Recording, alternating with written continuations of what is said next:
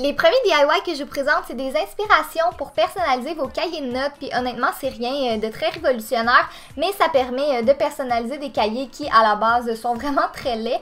Donc moi, ceux que j'ai choisis, ils viennent du Walmart et ils m'ont coûté 1$ chacun, et j'ai utilisé du papier de couleur qui est vraiment super beau pour venir le coller sur la couverture. Donc évidemment, je suis venue couper l'excédent de papier, et pour le reste, j'ai mis une étiquette autocollante pour venir écrire soit mon nom, soit le nom de mon cours sur le cahier, et j'ai aussi ajouté des autocollants juste pour que ça fasse un petit peu plus joli, et j'ai sensiblement fait la même chose pour le deuxième, mais c'est là que vous pouvez vraiment personnaliser ça à votre goût. Ça prend littéralement 5 minutes, puis pour vrai c'est tellement plus beau, puis comme j'ai dit, même si c'est rien de super original, vous pouvez les rendre originaux en les faisant à votre image.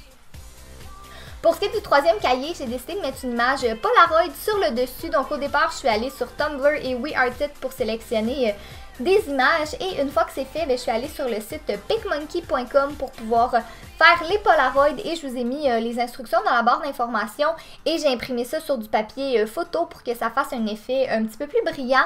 Et après ça, je vais les découper pour venir choisir lequel je vais mettre sur mon cahier. Là, je regarde tout dépendamment de la couleur que j'ai choisie, et moi je l'ai tout simplement collé avec de la colle ordinaire, mais vous pouvez mettre du washi tape, c'est au choix. Et évidemment, j'ai rajouté d'autres autocollants pour que ce soit un petit peu plus coloré, et voilà, je vais être vraiment plus motivée à utiliser ces cahiers-là qu'utiliser les cahiers laids que vous avez vus au départ.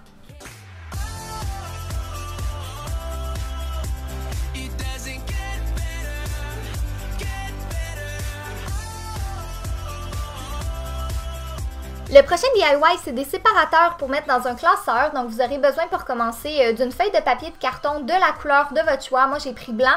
De préférence, prenez de grosseur 8,5 par 11, et vous aurez aussi besoin de washi tape. Vous allez venir coller du washi tape sur l'extrémité du papier à la verticale à votre gauche, vraiment collé sur le côté. Et après ça, avec une troueuse, vous allez juste venir le positionner pour faire des trous sur la ligne de washi tape que vous venez de faire.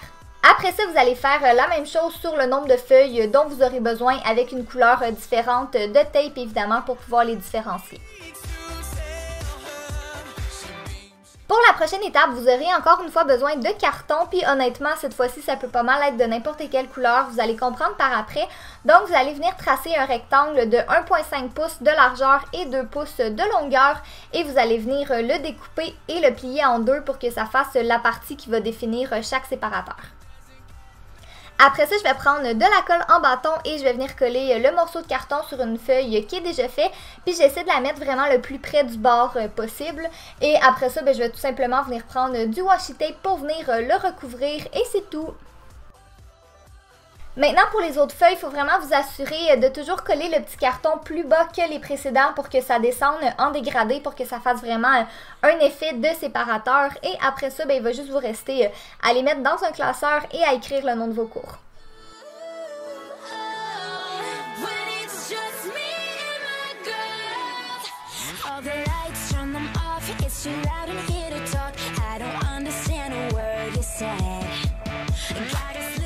Pour ce qui est de mon sac à dos, j'ai voulu rajouter un petit quelque chose supplémentaire, mais je voulais pas trop en faire non plus, donc j'ai décidé de venir coller une moustache sur le devant du sac.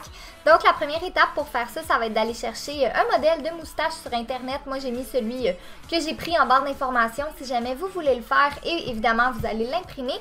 Et après ça, vous aurez besoin de feutre autocollant. Moi, je l'ai pris au Walmart, mais d'après moi, vous pouvez en trouver dans plusieurs magasins.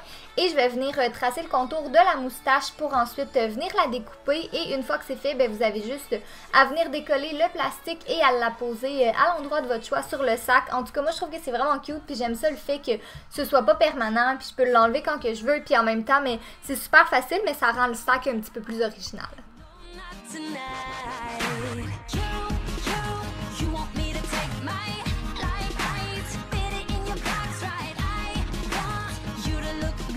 Pour faire ce DIY, vous aurez besoin d'un vieux tapis de souris, de tissu et de colle à tissu. Donc je vais commencer par venir placer le tapis sur le tissu que j'ai sélectionné pour venir tracer le contour. Comme ça, je vais savoir exactement ce que j'ai de besoin et évidemment après, je vais venir le découper sur les lignes.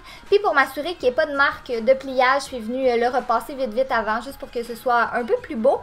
Et après ça, je vais appliquer de la colle. Moi, j'ai pris de la colle à tissu parce que je trouve que ça colle vraiment mieux et je l'ai appliqué vraiment partout sur le tapis avec un pinceau et finalement, il va juste venir rester à coller le tissu. C'est vraiment tout, c'est simple comme ça. Par contre, faites attention quand vous le collez pour vous assurer qu'il soit vraiment bien lisse et qu'il n'y ait pas de bosse un peu partout, mais ça se fait super bien. Puis je trouve que c'est vraiment plus beau qu'un tapis de souris ordinaire. En tout cas, vous pouvez l'agencer avec votre chambre. Puis je trouve que ça fait vraiment un bel élément de décoration.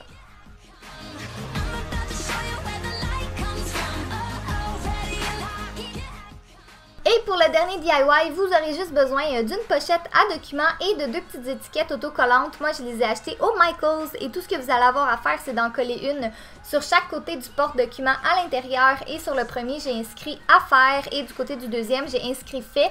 Donc, je trouve que c'est une bonne manière d'organiser nos devoirs puis nos travaux, puis ça nous permet de voir ce qui nous reste à faire et aussi de ne pas perdre ce qu'on a déjà fait. Moi, en tout cas, ça m'a sauvé la vie tout au long de mes années scolaires. Là, je l'utilise vraiment tout le temps.